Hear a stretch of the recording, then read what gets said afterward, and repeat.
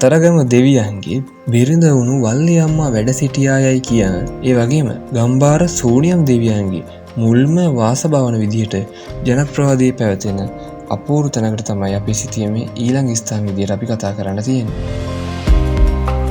මේ තමයි වාරියපොළ නගරයට ආසන්නව තියෙන වැල්ලෑගල පුරාණ රජමහා විහාරය.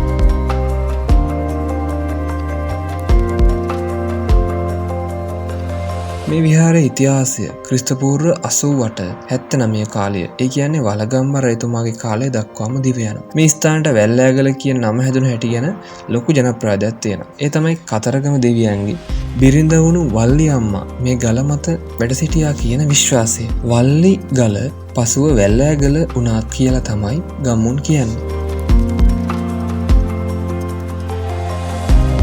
ඒ විතරක් නෙමෙයි මේ ස්ථානයේ තියෙන ලෙන කබල්ලෑ ලෙන විදිහට හඳුන්වන්නේ කබලෑ දෙවියන් වැඩ සිටි නිසා කියලා. මේක සෝනියම් දෙවියන්ගේ මුල්ම වාසභවන විදිහට භාවිතා වුණා කියලා පැරණන්ගේ ලොකු විශ්වාසයක් තියෙනවා.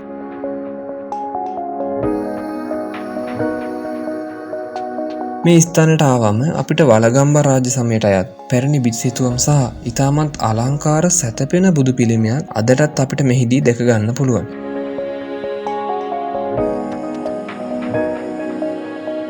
කොහොම වුණත් දෙවියන්ගේ අඩවියක් විදිහට සැලකෙන වලගම්බා යුගයේ සැඟවුණු ඉතිහාසයක් තියෙන වැල්ලෑගල රජමහා විහාරයට ඔයාලත් අනිවාර්යෙන්ම ඇවිත් යන්න.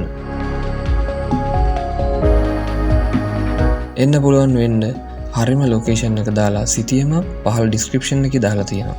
එහෙනම් තවත් මේ වගේම ලස්සන ඓතිහාසික ස්ථානයකින් හමු වෙමු.